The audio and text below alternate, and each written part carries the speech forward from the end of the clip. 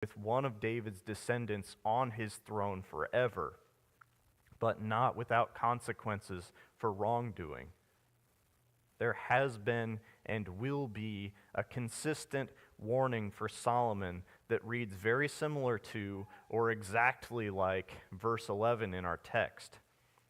Before David died, he had this message for Solomon. I'll just read it to you. You don't have to turn there. 1 Kings chapter 2 and the first four verses said, "Now the days of David drew near that he should die, and he charged Solomon his son, saying, I go the way of all the earth. Be strong, therefore, and prove yourself a man, and keep the charge of the Lord your God, to walk in his ways, to keep his statutes, his commandments, his judgments, and his testimonies, as it is written in the law of Moses, that you may prosper in all that you do, and wherever you turn, that the Lord may fulfill his word which he spoke concerning me, saying, if your sons take heed to their way, to walk before me in truth with all their heart and with all their soul, he said, you shall not lack a man on the throne of Israel." In 1 Kings chapter 3, God was pleased with Solomon's request for knowledge, and he promised additional blessings if Solomon were to conduct himself well. He had the same kind of words as we see here in our text. 1 Kings 3:14. "So if you walk in my ways to keep my statutes and my commandments as your father David walked, then I will lengthen your days." Solomon will repeat these same words to the people of Israel at the dedication of the temple. And God will repeat these words to Solomon one more time as well. He wants loyalty from his people and the king that he's appointed over them. The law of Moses that God handed down on Mount Sinai was laid out as boundaries of the relationship with him. They are his expectations to mankind. God wants us to love him with all our heart, soul, and mind, and to love our neighbors as ourselves in commitment to him. I'm not giving anything away if you know the history of Israel, but they would break that commitment, beginning with Solomon. With all his wealth and power, he will have a total of 1,000 wives and concubines, and that will draw his heart away from the Lord and cause him to commit idolatry.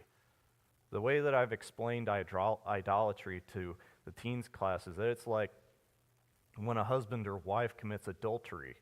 Adultery is broken loyalty within a marriage, and idolatry is broken loyalty to God.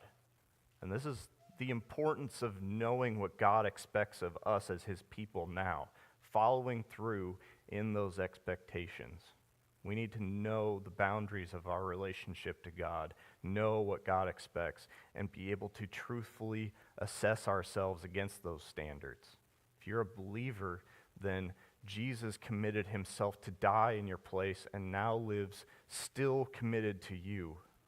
He's committed to our sanctification, our purification, and has our best interests at heart in all things. So what do we bring to the relationship? He deserves our dedication and loyalty. And that means placing him as a primary focus of our busy lives so that your decisions are changed and your actions are weighed as to whether we are bringing him glory or tarnishing his good name in the eyes of others. In Solomon and Israel's case, their conduct will determine whether God's presence will be among them in that temple, or it will be left to be stripped of its gold and torn down, the rubble left for people to wander about. And after this exhortation that God gives to Solomon, he could continue with that in mind. The temple interior comes in verses 14 through 35. This picks up quite a bit because there's a lot of repetition. But as I said earlier, the inside of the temple, it's paneled with wood to allow carvings to be made.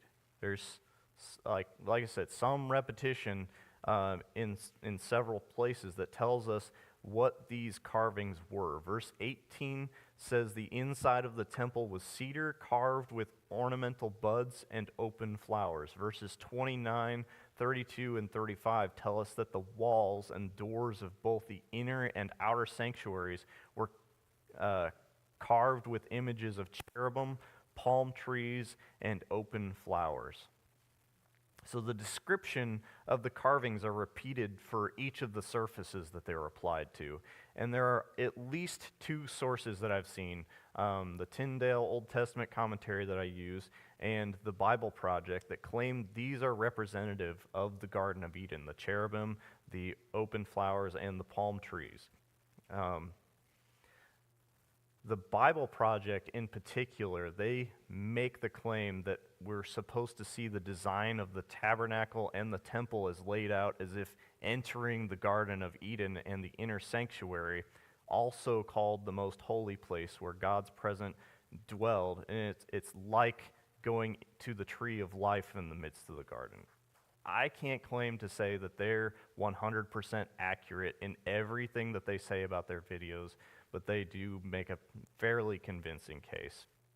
At the very least, what I can say is that palm trees, blooming flowers, and angelic creatures does sound like a description of God's paradise on earth. And it makes sense that the design would be representative of that original lost relationship between God and mankind, since this is now the place, this temple is now going to be the place that God has conditionally promised to be among his people. This was the place for atonement and reconciliation between God and the people of the people of Israel, It was the closest they could get after the fall of mankind at that time. The most holy place in the deepest part of the temple is described as a separate cubic room. It's got all the same dimensions, width, height, and length. So it's just like walking into a big cube, and it's sectioned off with a set of folding doors and the veil. And this is akin to the design of the tabernacle, where the Ark of the Covenant would reside with another set of larger cherubim. And in the temple now, it sits with a larger set of cherubim on either side of it. And we can't be exactly sure what cherubim look like, but their wingspan filled the room, and the ark was placed under their wings. And again, everything is carved to look like blossoming flowers in a garden and covered with gold.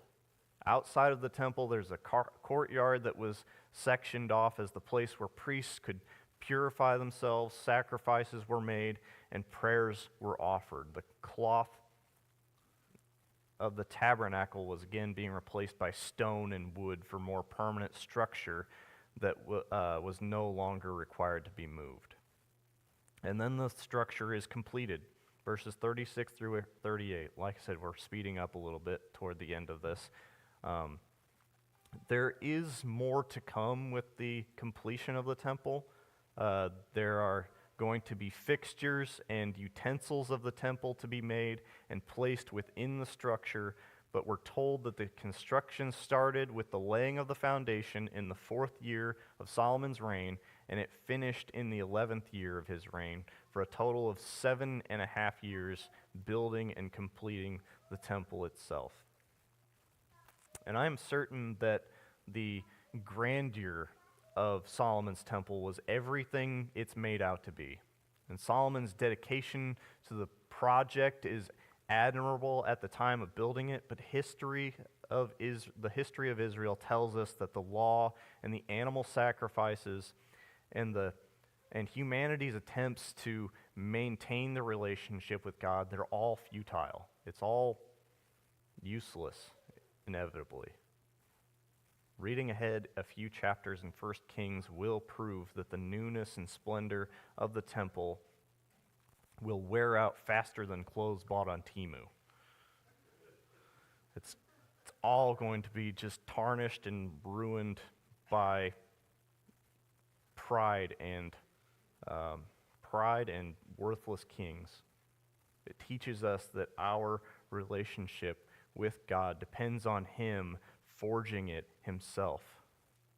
It was necessary that the Son of God take on human form, live a perfect life, and sacrifice himself, taking the wage of sin in our place. And his resurrected life now ensures that he is among believers where 2 or 3 are gathered in his name, and we have eternity to look forward to with him. John's vision in the book of Revelation tells us about the eternal relationship with God and the proximity to him, and it uses language that reflects the promise of God in verse 11 of our text.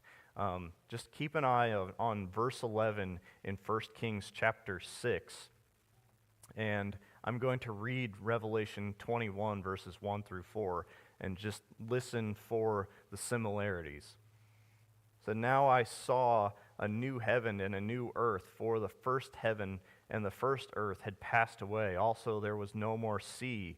Then I, John, saw the holy city, New Jerusalem, coming down out of heaven from God, prepared as a bride adorned for her husband.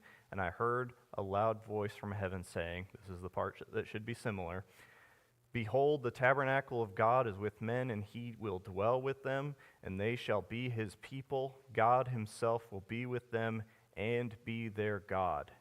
And God will wipe away every tear from their eyes. There shall be no more death, nor sorrow, nor crying.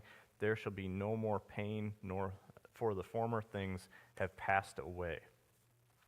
The description we have of Solomon's temple sounds amazing, with God's presence dwelling in Israel, but it was a failed system because of sin.